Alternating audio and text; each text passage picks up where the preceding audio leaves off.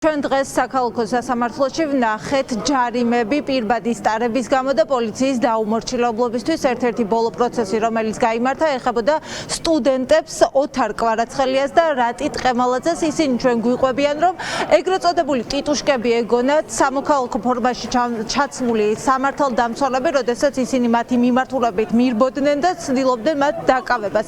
შემდეგ უკვე გაყოფილებაში გადაყვანილებმა გაარკვიეს, რომ პოლიციელებს შეეშალათ სულ სხვა ადამიანების დაკავება უნდათ, ის მათი ვინც მათი მტკიცებით რუსთაველის გამზირზე ფოიერვერკს ისროდა, თუმცა დააკავეს ორი სტუდენტი და იმის გამო, რომ სამოსის ფერი მიამსგავსეს, სწორედ ეს გახდა ამ ორი ახალგაზრდის დაკავების მიზეზი. ისინი მოსამართლემ თითოეული 2200 ლარით დააჯარიმა.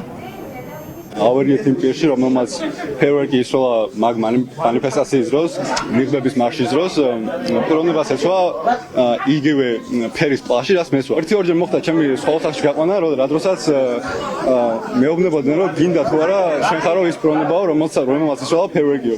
და მე არ მისვრია ფერვერკები და ანუ მაგის გამტკიცება, ანუ მაგპერის დაჭერა უნდათ და მაგპერის ნაცვლად დავაკავეს მე. არ ეცვათ არანაირი ფორმა, არ ქონათ არანაირი აღნიშნული რითიც მივხვდებით, რომ პოლიციელები იყვნენ და შესაბამისად რაღაც გამოიწვია ჩვენში შიში, რომ რაღაც მომენტში გავიქეცით. უბრალოდ როგორც კი გითხრეს, რომ პოლიცია იყო, მე დავემორჩილეთ ყველა მოთხოვნას, რა თქმა უნდა და რაღაც მომენტში ის გავგებარი იყო, სად მივყავდით, იმიტომ რომ მანქანასაც ჩაგვწვეს ეს პოლიციის არ იყო და რაღაც შესაბამისად ნერვიულობდი და გვეშინოდა რა. გამოხდებოდა არ უცოდი.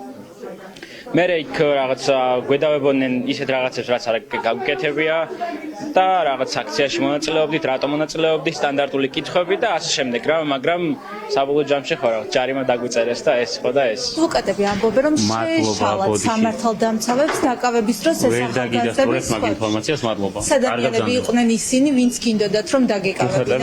აღარ გამომეკითხა, ხო, სულად რო არ გთხოვ რა, აღარ გამომეკითხა, უბრალოდ არ გაძლევთ კომენტარს ხო? თქვენ დაკავების პროცესში არ იყავით, მონაწილეობას არ იღებდით? არა, პროცესში. აბა რატომ იყავით დღეს მოწმედ გამოძახებული თუ დაკავების მომენტში იქ ვიყავი, მაგრამ დანარჩენი ადვოკატები ამბობენ, რომ შეგეშალათ და ეს ორი ადამიანი სხვის ნაცვლად არ შეგშლიათ? ზუსტად ეს უნდა დაგეკავებინათ? დადგინდა რომ ეძებდნენ საერთოდ სხვა ადამიანებს, რომლებსაც პიროტექნიკა ეკავათ ხელში და პიროტექნიკას ასე ვთქვათ ისროდნენ აქციაზე, თუმცა შემთხვევით შერჩნენ, შემთხვევით დააკავეს შეცდომით ეს ორი ადამიანი. დღეს ვნახეთ სასამართლოს მიერ დაჯარიმებული რეჟისორი გურამ მაცხონაშვილი, რომელიც საქალაქო სასამართლოდან გამოსვლის შემდეგ ამბობს, რომ არ აღიარებს არალეგიტიმურ ხელისუფლებას, არც ერთი უწყების არალეგიტიმურ ხელმძღვანელს, შესაბამისად ამბობს, რომ ეს ჯარიმაც არალეგიტიმურია და აპირებს, რომ მომდევნო აქციებზე, როდესაც გავა, კვლავ ატაროს ნიღაბი, რის გამოც ის დღევანდელმა დღეს სასამართლოს ხდომაზე დააჯარიმეს. ვფიქრობ ავტორიტარიზმში და ავტორიტარიზმში ძალიან მნიშვნელოვანია წინააღმდეგობა იყოს მკაფიო, იყოს ცალსახა, არ ექვემდებარებოდეს ინტერპრეტაციას. ნიღბებიც და იმდრიდელი მარშიც იყო ამის აქტი, ამის ჩვენება, ამის დემონსტრირება და ნიღბები იქნება ის მინიმალური სიმბოლო ამ წინააღმდეგობისას შენარჩუნდება მომავალშიც. შემდეგ აქციაზეც აუცილებლად ნიღბით იქნება გამოცხადებული და თანამედროვეობა გამოიხატება იმაში, რომ არალეგიტიმური შუს მოთხოვნას და დაკმაყოფილებულს მათი დაქვემდებარებული სასამართლოს მიერ არ ვემორჩილები, შესაბამისად ის ჯარიმაც ჩემთვის არის აბსოლუტურად არალეგიტიმური, ძალიან სასაცილო, არც ამ ჯარიმის გადახდას არ ვაპირებ.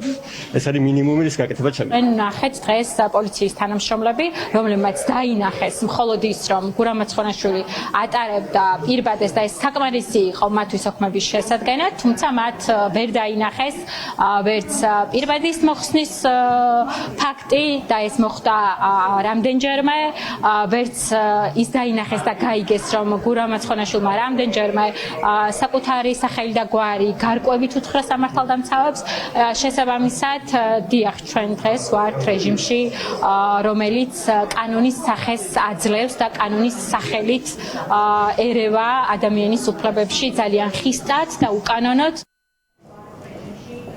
ხვალ საქალაქო სასამართლოში კვლავ გაგრძელდება სხვა პირების როგორც ადმინისტრაციული პროცესები, ასევე სისხლის სამართლის საქმეზე დაწყებული გამოძიებაც, მაგალითად ხვალ იქნება დავით ლომიძის და თენგიზ ზასოხაშვილის სასამართლო პროცესი. ორივე მათგანს პროკურატურა ედავება ეგრეთ წოდებული მოლოტოვის კოქტეილის წყლის ჭავლის მანქანისთვის სროლას და რასაც მოჰყვა ავტომობილის დაზიანება. ასეთი არის პროკურატურის ბრალდება, ხვალ იქნება სწორედ ბრალის გადასინჯვა და იქნება აღკვეთის გადასინჯვა, უფრო სწორედ და მოსამართლემ უნდა გადაწყვიტოს დატოვებს მათ პატიმრობაში თუ გაათავისუფლებს.